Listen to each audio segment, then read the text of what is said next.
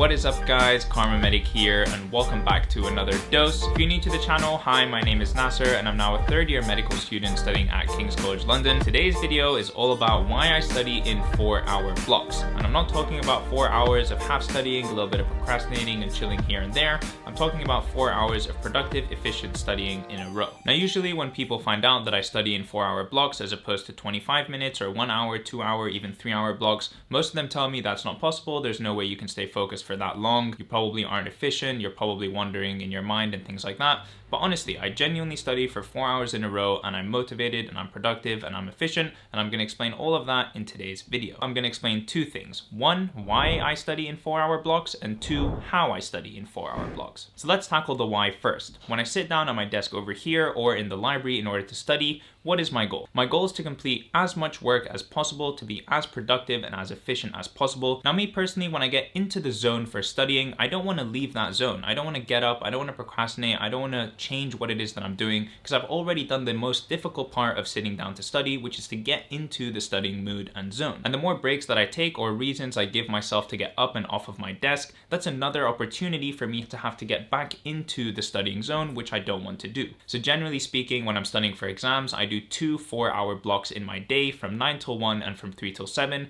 and that way I only have to enter the studying mood 2 times, once at 9 a.m. and once at 1 p.m. Now this is the main reason that I personally don't use the Pomodoro timer, because every 25 minutes it's basically giving me an excuse and encouraging me to check my phone or to chill or to get up off my desk or whatever, which is inevitably going to lead to me procrastinating and doing something for longer than just 5 minutes. One thing that I really like about my method of doing 2 4-hour blocks in my day is that I'm done pretty much all the work that I need to do by 7 p.m. Now imagine doing 8 hours of productive and useful work and also being done by 7 p.m. That leaves so much free time in order for you to do anything else that you want. That can be exercise, socializing with friends, playing video games, making YouTube videos, or basically anything. You just give yourself a lot of free time and still do lots and lots of work during the day. Now I understand obviously different studying techniques and timetables and schedules and whatever work for different people. I'm just saying, as far as maximizing efficiency, if you condense all of the work that you have to do into the beginning part of the day, that leaves a lot of hours at the end of the day for you to do whatever you want. Alright, I think I've preached long enough now about why I really like my 4-hour block method.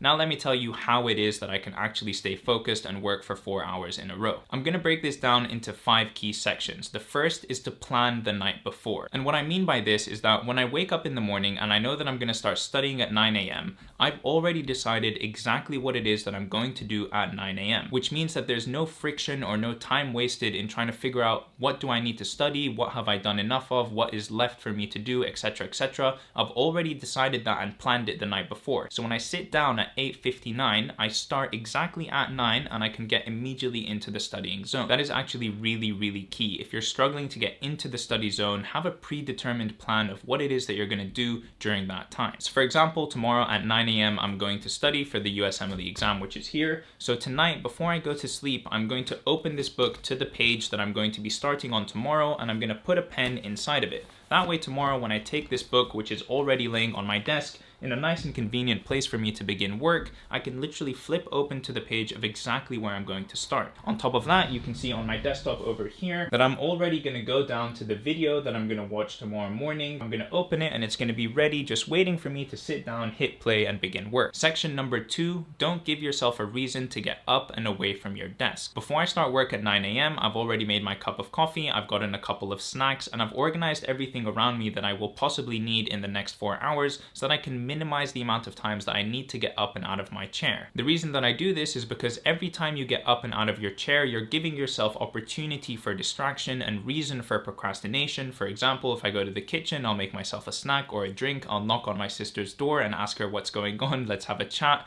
Every time I leave my room and I leave that studying zone and studying environment, I'm giving myself reasons and excuses and opportunities for procrastination. Now this is going to be slightly controversial, I'm sure, but I honestly don't allow myself to get up and out of my desk until I've done an hour of studying. The thought process that I have in my mind is that if I haven't been able to sit down and do productive, solid work for an hour, do I really deserve to go take a break? Do I really deserve to go procrastinate and fill up my drink and get more snacks or take some time off? No, I need to first do a bunch of productive work before I can even think about the idea of getting up and procrastinating. And usually when I push myself to stay that extra 15 minutes, I actually end up studying for another 30 minutes or 45 minutes or whatever before getting out of my chair, because I want to finish, for example, the video that I'm doing or the section that I'm doing or the page that I'm writing. I just give myself reasons to continue studying. You know, I'm almost done with this section, I'm almost done with this video, I'm almost done with blah, blah, blah, blah, blah. And I just try my best to keep myself situated at my desk. You know what? Now that I say all of this out loud, I'm starting to sound a little bit crazy, but just stay with me here. The point of section number 2 is to only get up and off of your desk when you really need to. Section number 3 is, for the love of God, just get rid of your phone. Your phone is your worst enemy when it comes to studying time. If you hear any notification, if you hear a buzzing, if you even look at your phone, or if you even think of your phone, you're so likely to just, without even thinking, reach over and grab it and check it. I'm guilty of doing this all the damn time. And because I'm a human and I'm prone to checking my phone and getting all of these addicting notifications and numbers and messages, I have 2 ways in order to completely eliminate my phone from my studying environment. Step number 1 is to put your phone out of sight. If you can't see your phone, you're less likely to think of it, you're less likely to notice it, and you're just less likely to check it overall. Step number 2 is to put your phone out of reach. That creates a huge barrier. You have to now get up and move in order to get your phone, which I know sounds kind of stupid. You're probably like, oh, it's just 2 steps away over there on the bed.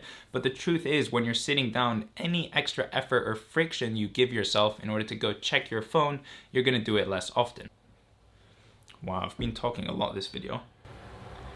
Alright, section number 4 is about giving yourself rewards while you're studying. Genuinely, no joke, probably what gets me through studying sessions the most is the idea of rewarding myself with either something to drink or something to eat, or going out with my friends, or playing video games or whatever. Just having these rewards that I make for myself that I can only unlock once I've done a certain amount of studying. So for example, like I mentioned before, I literally don't allow myself to go get a refill of my coffee or brew a tea or anything like that until I've done at least an hour of studying. It's just now an ingrained rule in my head, like, dude, you're not gonna have coffee or more tea unless you do more work, so you better get that done first if that's what you want to do. My mentality when it comes to doing 4-hour blocks is very simple. If I work from 0 till 2 hours, well then all I have to do is do the exact same thing that I just did one more time and I'll be done with my 4-hour block. It's the same thing like when I go for a 10K run. If I run 5 kilometers in one direction away from my house, well then I kind of have to run the other 5 kilometers in the opposite direction to get back home. And that way when I sit down for a 4-hour block of studying, really all I need to focus on is getting through the next 2 hours, because once I've done 2 hours, well then I just have to repeat what I've already done and I'll be done with 4 hours. I know it sounds really simple and it sounds kind of stupid, and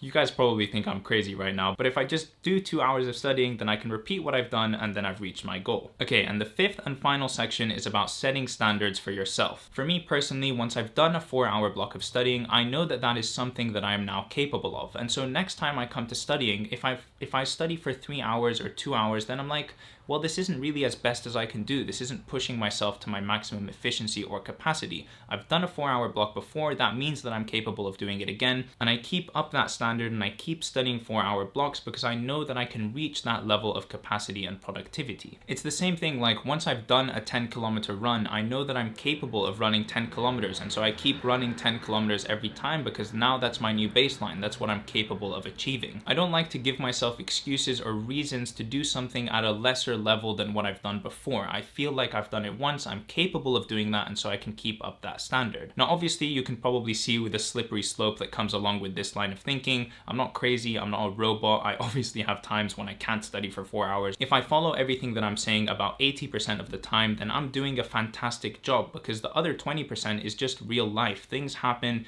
things come up, you need to change and you need to be flexible. But this is my line of thinking, this is my philosophy, and this is what I try to upkeep as much as I possibly can. Okay, and that is it. I hope you guys have found this video useful. I hope you've enjoyed it, and if you did, please do leave a like on this video and subscribe to my channel to see more content from me in the future. If you have any tips for how you like to study or know something that works very well for you and would like to share it with the rest of the community, please do so in a comment down below. I love reading and replying to all of your comments. And that is it for me. I will see you guys in the next video. Peace.